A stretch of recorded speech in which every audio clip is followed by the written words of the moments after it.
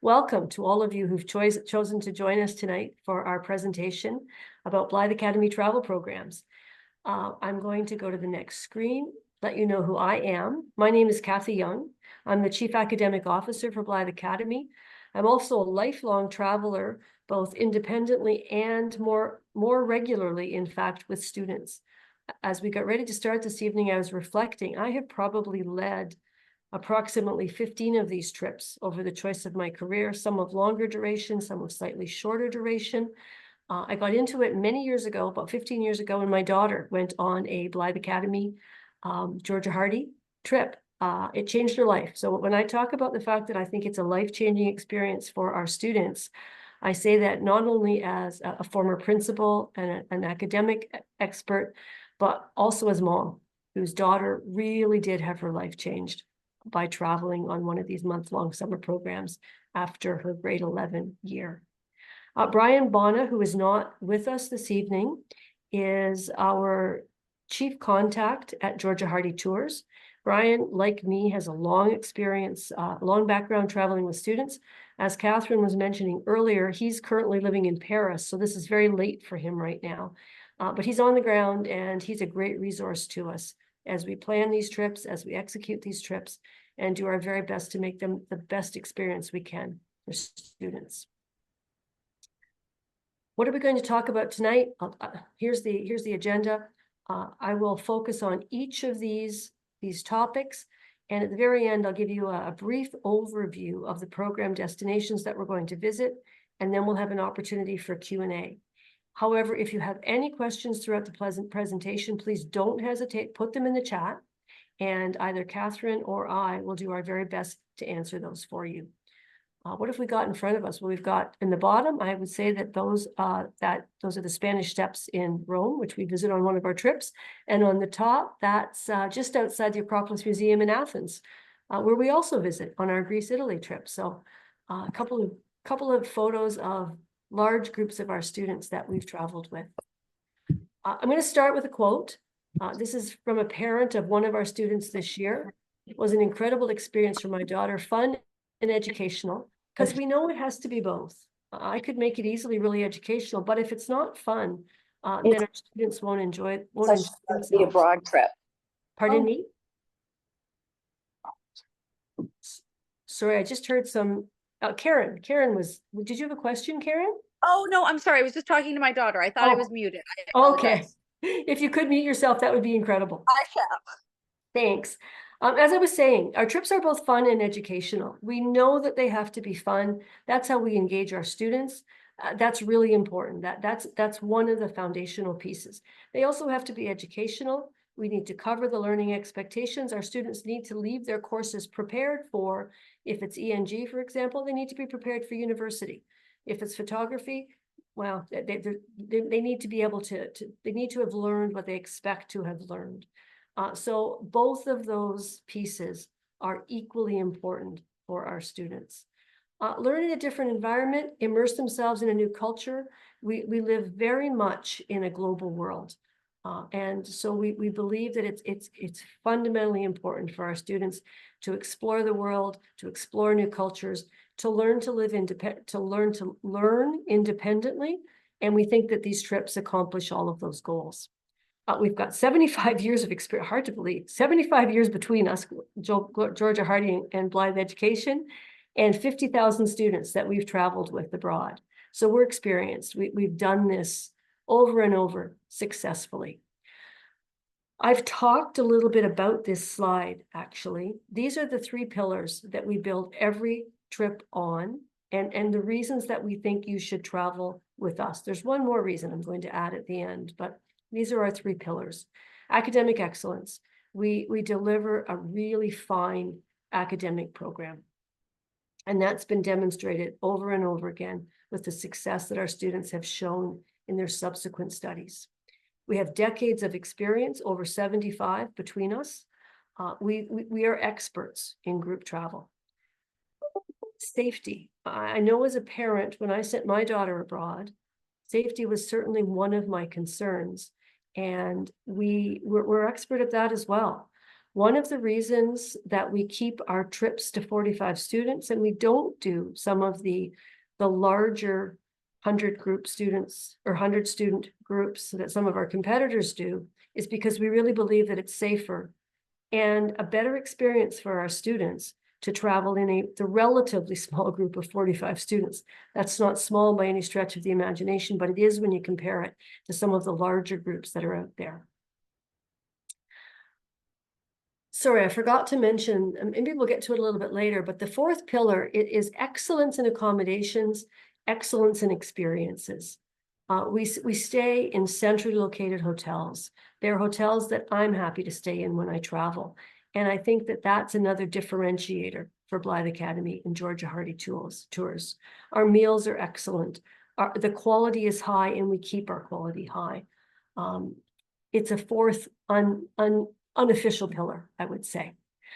We can talk about our teachers for a moment, and these are actual pictures of our teachers in the last couple of years. They're enthusiastic. I think you can see that looking at them, pretty enthusiastic. They're excited to teach. They're also excited to travel. They're experienced travels. They like students. They want to travel with students and make sure that students have the best experience they possibly can. OCT certified. Some of them come from our own schools. Some of them come from other reputable private and public schools. In fact, this past year, half and half. Two of the teachers, we've got a principal there, but two of our teachers were from TDSB. Two of our teachers were from Blyth Academy. So we hire only well-qualified, enthusiastic individuals. Same thing with our principals. What's the role of a principal on the trip? Well, you can see Julia down in the corner there with her Blyth hat. Our experienced principals, I should mention Michael. Michael is on the left-hand side of that top group. He might sneak in there and look a little bit like a student, but he is far more mature than that. They handle the on-trip logistics. They're the main point of contact for parents. They're responsible for any discipline issues that come up. Sometimes we have some, sometimes we don't. We really didn't have a lot of discipline this past year. It was a wonderful year. They set curfew, they enforce curfew. They ensure the overall safety of the group. Most importantly, they go the extra mile. They do whatever needs to be done to be sure that, I was going to admit, they do whatever needs to be done to ensure that the experience is the best that it can possibly be. Sometimes for students, this is the first time they're away from home, and they might be a little bit hesitant about venturing out to a pharmacy or maybe a little bit shy about meeting new people. And it's our principals and our teachers whose responsibility it is to integrate everyone and to make sure that we're a good cohesive group and that everyone's needs are taken care of. Academics, I've touched on this a little. All of our credits are issued by Blyth Academy. We are recognized by the Ontario Ministry of Education. We have an exceptional reputation with the ministry. Liz, our ministry inspector, often tells us after inspections, and you can't make this stuff up. She says, Kathy, that was a perfect inspection. Your courses are great. Your teachers are great. You're doing a fabulous job. So our credits are all authentic. They've got lots of integrity, and they will be accepted by whatever school your son or daughter attends. The one exception is some of the private schools choose not to accept our ENG 4U credit. They should, but they choose not to. And that's why we offer some alternatives that students can take on our trips if they wish to come. Personalized, our class sizes 10 to 12. Sometimes they get a little bit larger because we're trying to balance the grade levels and so forth, but they're still small, much smaller than the class sizes that you would have in a regular school. Personalized approach. The beautiful thing about these excursions is that our teachers are always there. They're present at dinner, they're present in the morning, they're present after supper if students want to do some extra work. I can remember being on these excursions and having, as a principal, and having students come and ask me, would you please proof my essay for me, Kathy? And sure I would. And that's the approach that our teachers and our principals take. We use EDSB as an education platform. We post all course materials there, resources, lessons, assessments. It's accessible to students and to parents. So mom and dad, you will know while your child is on tour how successful they're being. Let's talk about that for a moment. How successful are they being? We have seen that students' marks are typically assuming they do the work. So I've talked about how we have lots of integrity in our courses and students must do the work. But if they do the work, if they get help from their teachers, the marks are typically excellent. Our average marks this past summer were in the 90s, which is, I think, what every young person wants to see as they're preparing for university and getting those important grade 12 marks. Course offerings vary by trip, always English, 3U, 4U, and writer's craft. I think photography is on all of our trips as well because it's proven to be very popular. We've introduced French to our London, Paris, Nice trip this year. Classical Civilizations is part of our Greece, Italy trip. And it's not on here, but for a surprise trip, which we're going to talk to at the end, Japan, we've also included an additional course. And I believe that it's a world cultures course that we've included there. What does a typical day look like? Please don't interrupt me, but please, a reminder, if you have any questions, just enter that information in the chat. A typical day is really hard to describe, because what we do is we work very hard to take advantage of the locations that we're in and the local experiences that are available and to maximize the experience for students.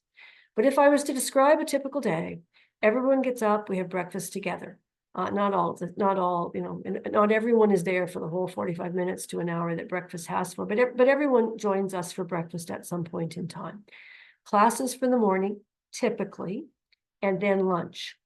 Often in the afternoon, it's experiences, it's recreation, it's tours, time for homework, optional activities, then dinner. Similarly, after dinner, some students will choose to work on homework depending upon the time frame of the course. Free time, group exploration. We let our students sign out in groups and explore the local area. And then finally, curfew. It says 11 o'clock. I just want to be super clear. That is set by the principal every day, and it may vary. It will vary depending upon what's happening the next day. It may vary depending upon the location. And the principal is responsible for setting that curfew. But know that when we allow for group exploration, our students must sign out. They must sign out in groups of 4, and then they must sign back in with the principal, with the teacher or a principal, with the adult who's in charge that evening. And then following sign in a little later, all of the rooms are checked. We need to be sure that students are back and safe at night. If I've gone to the next screen, I'm going to go back just for a second, and I want to mention, sometimes that's going to be flipped. Sometimes the tours and exploration will be in the morning because that's a better time. It's better to go see the Acropolis in the morning when it's not so hot. And then we might have classes in the afternoon. Sometimes we might have a full day of classes because we've got 2 or 3 days around it when it's all exploration, experiences, tours, and so forth.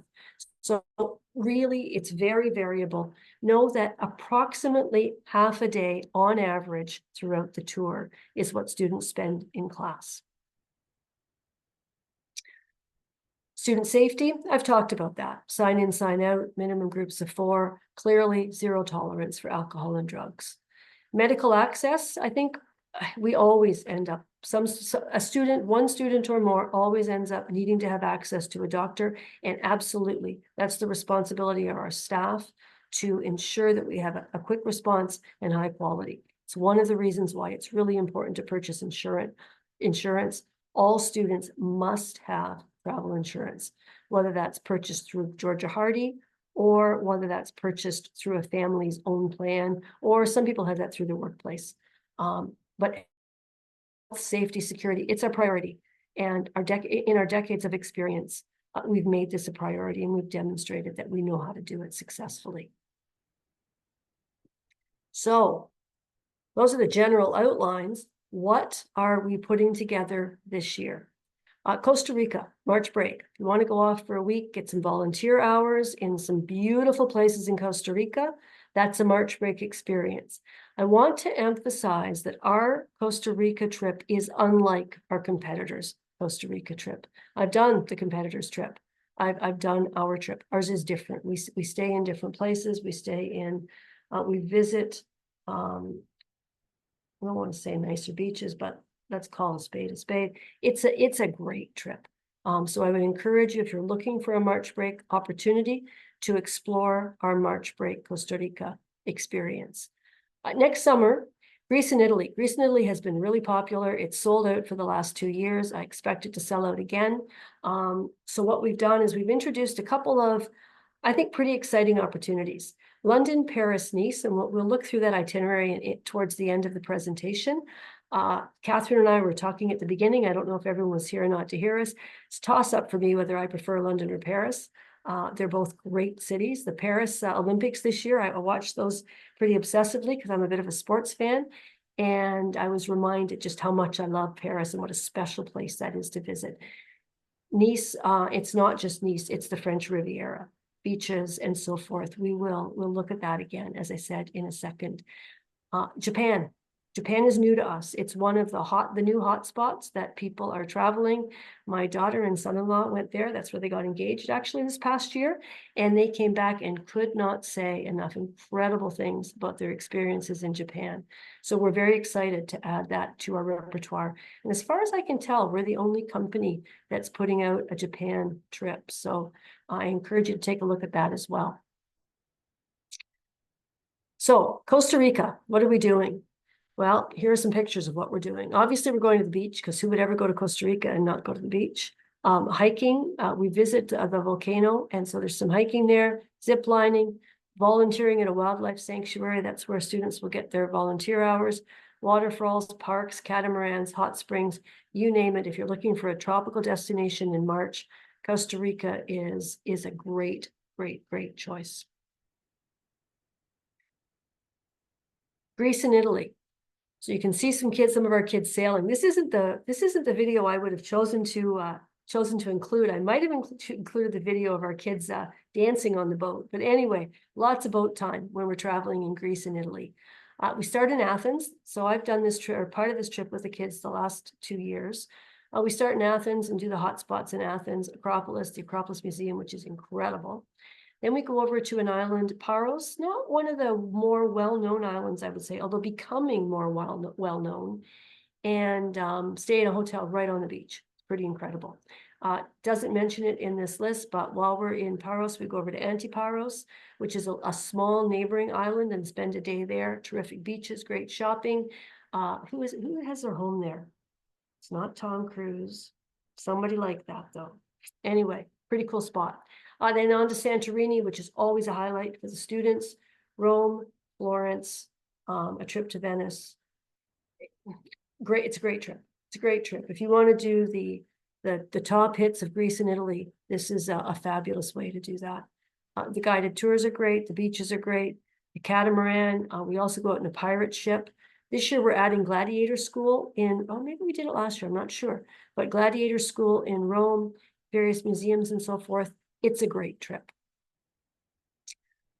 London, Paris, Nice.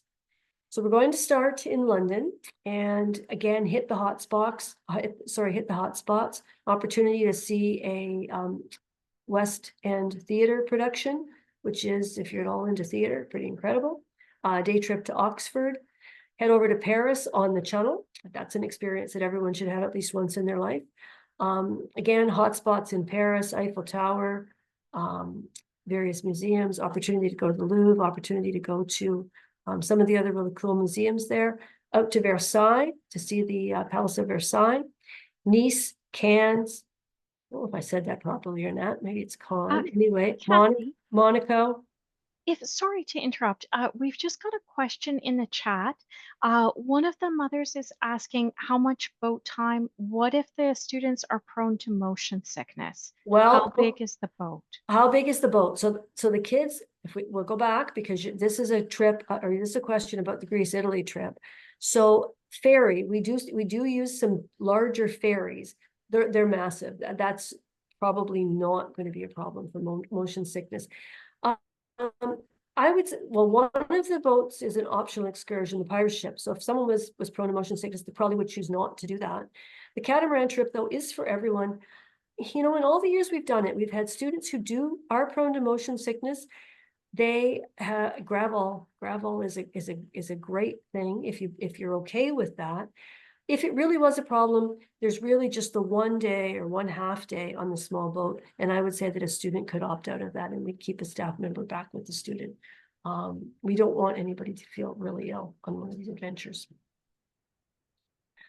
Okay, back to London, Paris, Nice. We see all the hotspots, Buckingham Palace, Eiffel Tower, you walk down the mall. There are other various really cool museums in London. Lots to see in Paris. Lots of great shopping, by the way, in London and Paris, particularly because the summer sales are on. So I don't know if anybody likes to shop or not. I like to shop a little bit. So there's lots of great shopping for our young ladies and gentlemen. And then, of course, beaches, cruises, tours, and so forth. Japan. Details are coming soon. I actually have the details. Let me just pull up quickly. Catherine, would you let me know? Did my screen change? We can see the Japan graphics. Yes. The Japan trip? Yes. So let me just, yes, this is just brand new, hot off the presses. It's only come today. So I'm not going to promise that it's 100% perfect. However, where are we going in Japan? If I go to your trip here, oh, sorry. Well, let's look at the destinations. We won't go through all of the details because certainly you'll be able to look at this.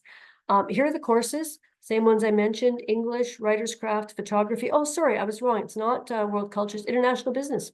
Where better to study international business than in Japan? I forgot that we made that choice.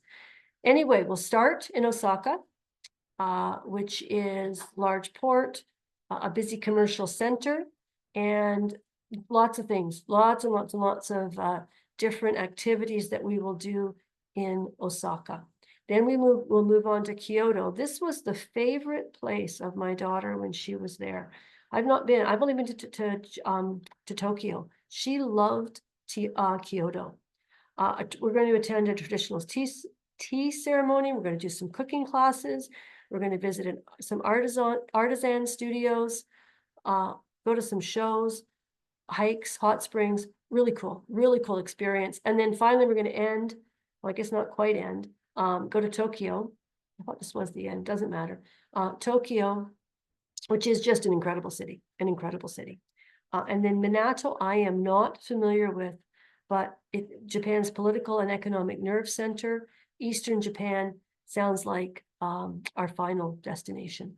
So I'm excited about this trip, and we're really hoping that it proves to be popular with our students. We'll get the link on our website for this shortly, and then you'll be able to look at it in more detail. Here we are in a cooking class. How cool is that? Okay, what's included on our trips?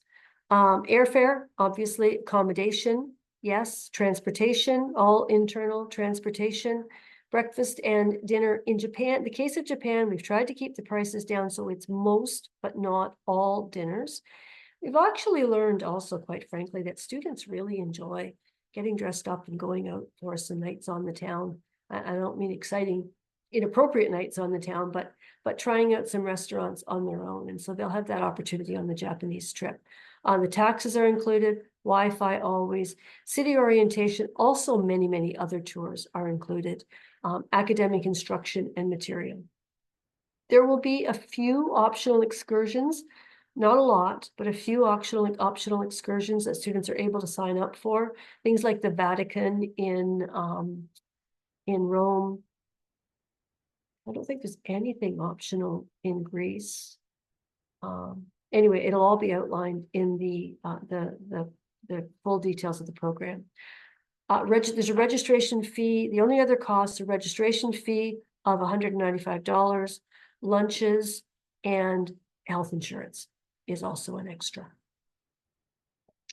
I see some chats. Is there anything else in the chat right now? Can airfare be removed from the package? Yes, airfare we have, when you go to our website, you will see that we have land-only pricing included as well.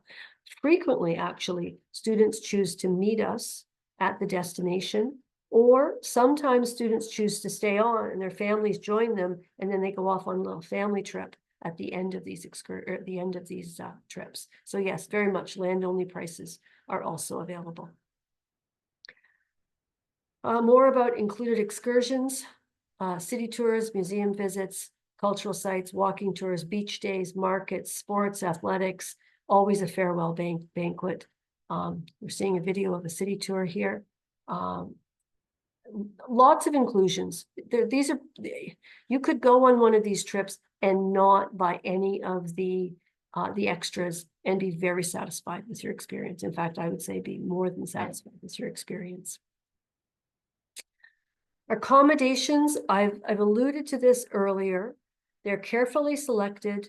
They're accommodations that we have used over and over again, long-standing relationships, and they are all places where I think any of us would be happy to stay. When Kathleen Hardy, George's wife, does this trip, she says she's personally stayed in all of them and she would stay in any of them again. Room occupancy varies by location and by type of accommodation. Sometimes it's double, sometimes it's triple.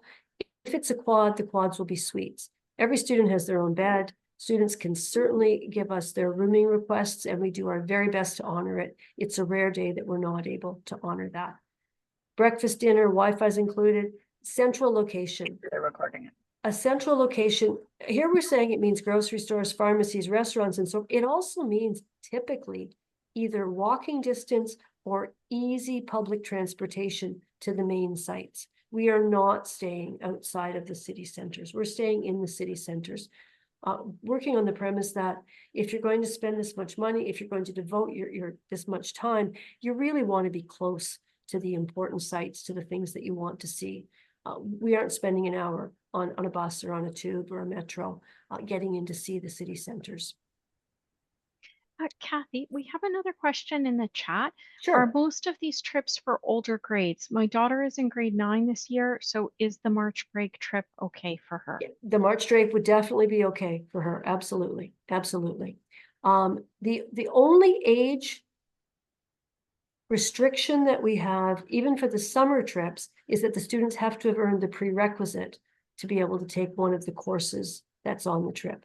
So occasionally we do have a grade 9 student who's reaching ahead and they might be able to take ENG3U, for example, or grade 11 photography, but certainly March break, absolutely. Absolutely.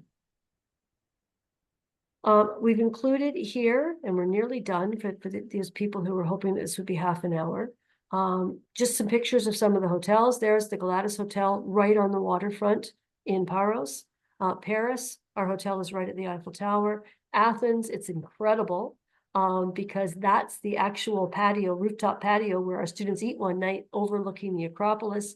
And then there's the hotel in Nice, also looking pretty excellent. That gives you a flavor of the types of hotels that we use. It's important. We want kids to really enjoy it. Our meals, we accommodate allergies, dietary restrictions. Breakfast is typically a buffet, and lunch, kids are free to explore the local cuisine, which they really enjoy. None of these destinations, well, certainly not Greece and Italy. Greece and Italy, food at lunchtime is readily available and very inexpensive. London, Paris, readily available, not quite as inexpensive.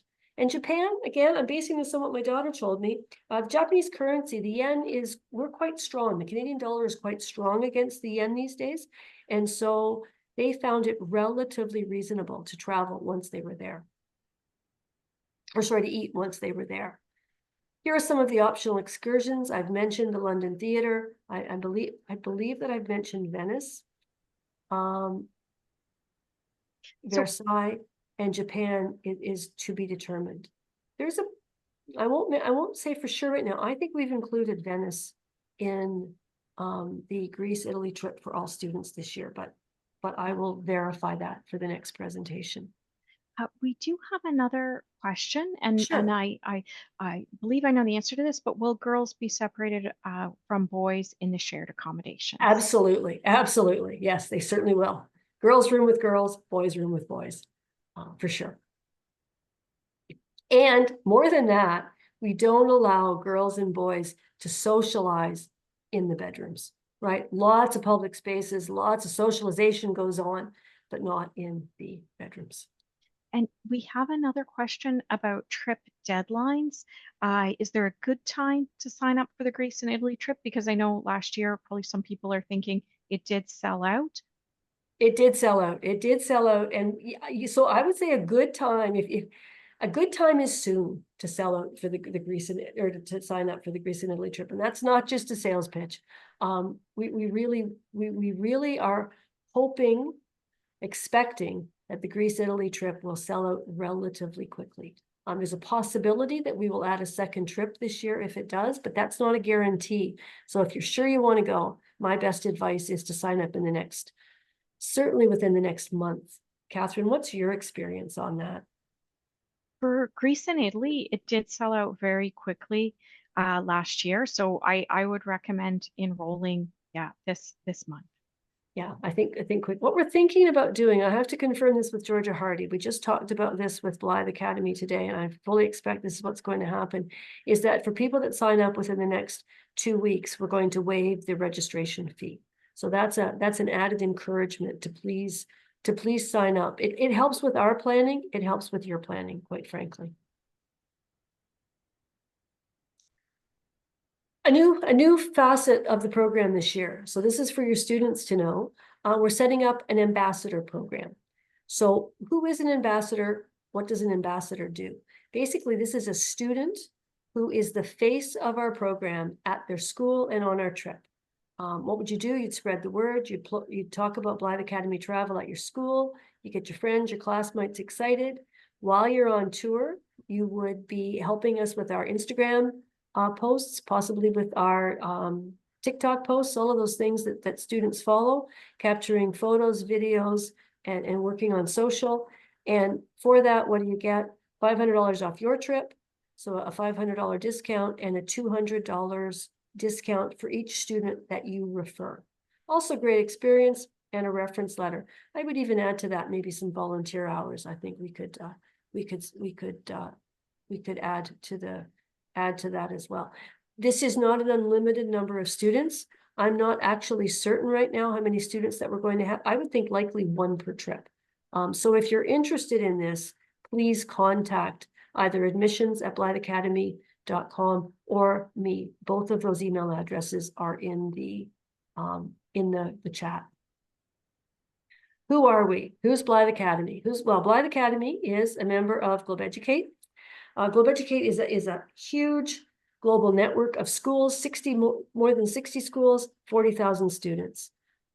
We have student events that we participate in throughout the year, and through Globe Educate, we have solidified, we have expanded our expertise in international and education. We have not partner schools. We have schools that are part of our network all around the world. When we're in Florence, for example, we will have our classes at the Canadian School of Florence, which is one of our Globe Educate schools. So we're a big organization. Blyth Academy, we have lots of different options. We have campuses, which have full-time, part-time, summer school, night school classes. We have online courses that we offer through Blyth Academy Online and through Blyth Academy Orbit, which is a virtual synchronous school. And then we have athletics as well, hockey training, soccer, custom fitness at several of our campuses. So Blyth Academy is an expert in many areas. Georgia Hardy Tours, we partnered with Georgia Hardy Tours because we want to have an excellent travel experience. We are not travel specialists. Georgia Hardy Tours are travel specialists, and they do group travel, they do luxury family travel, and they can also consult on travel for families or for other groups. Yeah, and it's very confusing. Okay. It's very confusing because you and me. Oh, Jenny, maybe Jenny wasn't meaning to talk to us. So what do our students say? Program of a lifetime, one of the greatest experiences of my life. I think those really sum up what most of our students, I think probably all of our students would have to say. The students come back changed for the better. Right? It's not good to say changed people, but changed for the better, more confident, more worldly, more experienced young people, more independent. I've really seen such a change in our young people. Thank you. So we encourage you to register soon. We've talked about this. There's my email address. There's Brian's email address, and there are links to reach out to. Travel.blytheeducation.com. I'm going to show you that just for a second, because here is where you will find all of the information about the upcoming info sessions. If you're interested in learning more, here's Mike Minicucci, who has led some of our trips. Information about academics, information about Georgia Hardy tours, and some links down below that will take you to our various destinations. Also up here, if you click on Costa Rica, it tells you all about the Costa Rica trip. Greece, Italy, tells us about the Greece, Italy trip, including prices and so forth. London, Paris, Nice isn't here yet. We'll be here very soon because that trip is now put together. And our secret trip is Japan, just came in about an hour ago, so we haven't updated our website yet. But I would encourage you to go to the website, check out the trips. It starts by telling you which courses. The price is up there as well. Another big box which tells you about the pricing, then what's included, and then what does each day look like. And you can scroll through. And we have another couple of questions. Sure. We have an interesting question that I know you have the answer to. Are kids allowed to go out on their own or only with a chaperone? Is it safe to go out on their own at night, even in groups of 4? It is. They are allowed to go out on their own. Full disclosure, 100%. They sign out. They sign back in. It is very safe. We stay in only safe areas. Our principal will outline for students where they are allowed to go, where they are not allowed to go. Students, we insist that at least one student, if not more, in every group has a cell phone, so that they're able to immediately be in touch if anything were to happen. It's actually one of the key features of this trip is students learning safely, well supervised, how to gain independence. And I've watched it happen year after year, and it's one of the highlights of the trip. But they have to be in groups of 4. They have to stay within the same designated areas. If they break the rules, they lose privileges. And that's part of how we keep these kids safe. It's just so important that we do keep them safe. And we also have a question, actually, just to respond to that, as the mother of 2 kids, I think it's great for kids to have that opportunity to go out safely on their own in a semi-controlled environment. I think that will really stand them in good stead when they get to university. We have another question. Will the Japanese trip be more expensive than Europe? And I know we don't have all the pricing yet.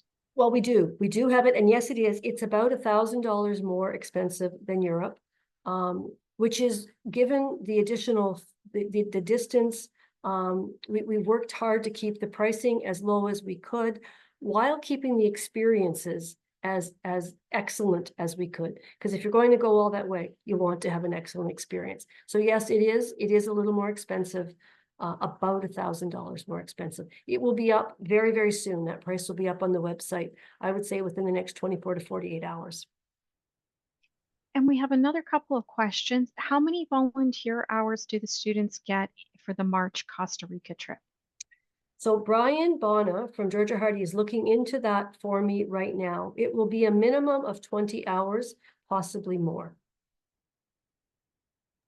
Okay, great. Is there any coursework prior to these trips? I know, speaking with parents on the phone, a lot of parents ask about this. How do the students get all their essays done? Right. How do they Right. fit all this Right. in? It's a great question, Catherine. It's a great question. So what we do the week before these trips depart, we run virtual classes for our students, typically 3 of them and typically half days. What we're trying to do there is get the students started in the courses, get them started on their reading, so that they can get some of that work out of the way before they leave. It's especially important in the ENG classes, the English classes, and the writers class. what am I doing here? Writer's craft class, that the students, we'll tell them in May. We also have a meeting in May, an in-person meeting or a virtual meeting. You can attend either way, where we tell students, what are the novels we're going to study? What's the reading that's required? And then we very much encourage students to do all of that reading in advance, so that when they are traveling, they're able to fully immerse themselves in the experience, because they've got some of that work done before they go. I can assure you that we do cover the expectations. One of the accommodations that we make, particularly in a course like English, is they might write 2 essays instead of 3. They might read 2 books instead of 3. It works really, really well, because it's such an intense experience. They do so well, they get so much support that they get through their work while they're on the trip.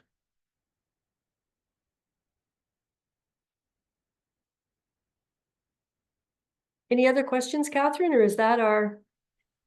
I think that just about covers all of the questions. Yeah, I think we've got them all. Okay, so then what I will do is I will say goodbye to those of you who have to, if anybody wants to stay and have a couple of other questions.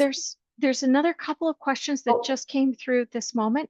Okay. One was, do students meet each other first before they leave? They do, yes. As I mentioned, we have an in-person session in Toronto in May before students leave, where they can meet each other. If you're not able to attend that, we'll do a virtual session where they can meet virtually.